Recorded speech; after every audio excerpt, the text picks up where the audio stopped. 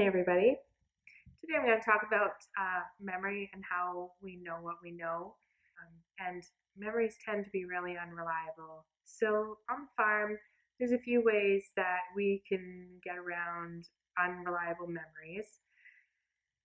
First off, we write things down.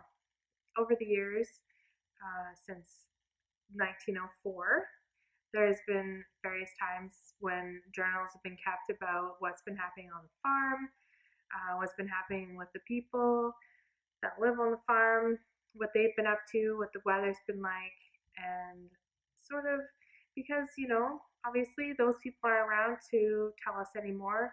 And a lot of times oral history gets a little bit confused. Have you ever heard somebody tell a story and you're like, oh, wait a second, that's definitely not how that went down. So, and when we do write things down, we write them from our perspective also.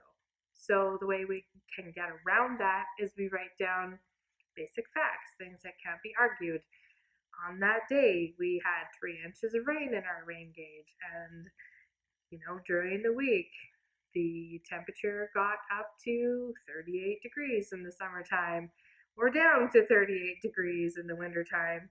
The written journals are much more reliable than any oral storytelling that can be had, because we also may be recalling somebody else's memories and recreating those into our own.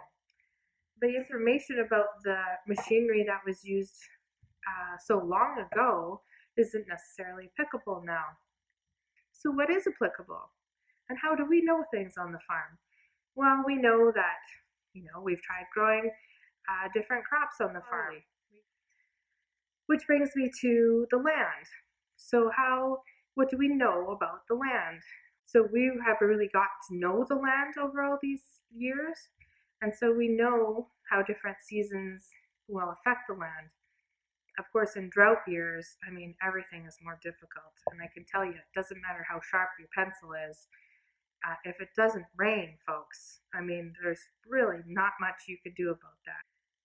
But with the land, we get to know the land because we're walking on it. Here at home, we use more machinery on the land because we can from the landscape. It's flat. Back in the hills where we keep our cows for summer pasture, however, we don't use as much machinery back there. We're walking, or we're using ATV back there to haul fencing stuff around.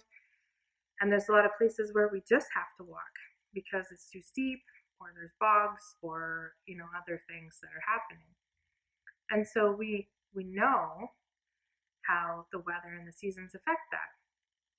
So we can predict, and we know where to keep our animals at different times of the year, also based on how the native grass grows, and moving them around. Which piece do we have in summer fallow?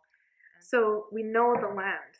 So that's something that over the years would be passed on from generation to generation, and it's still applicable. And the last thing I want to talk about is the cattle. Well, what do the cattle know? And it seems kind of silly that I'm mentioning the cattle, but the cattle know quite a bit. And we keep our own heifers back.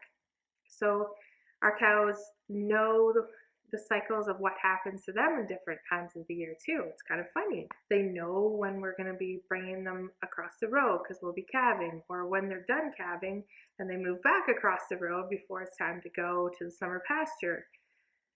So they know these things, and they know where the stuff is on that land. Say there's a pond or a puddle, like a slough, I don't know what you want to call it. But the cattle know where those areas are.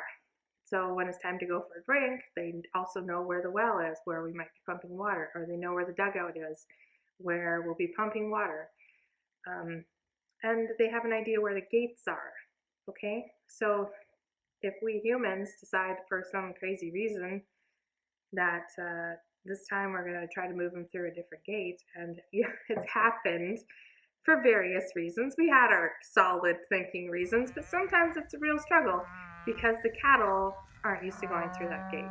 which is pretty funny actually because we end up just chasing them around and cussing and honking and hey cows and yet they're like, what do you want from me? This isn't the regular program. Anyway, so I just want to talk to you about that today.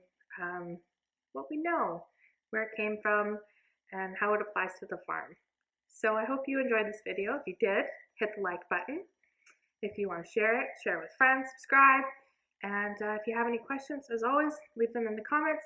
I'd be happy to answer.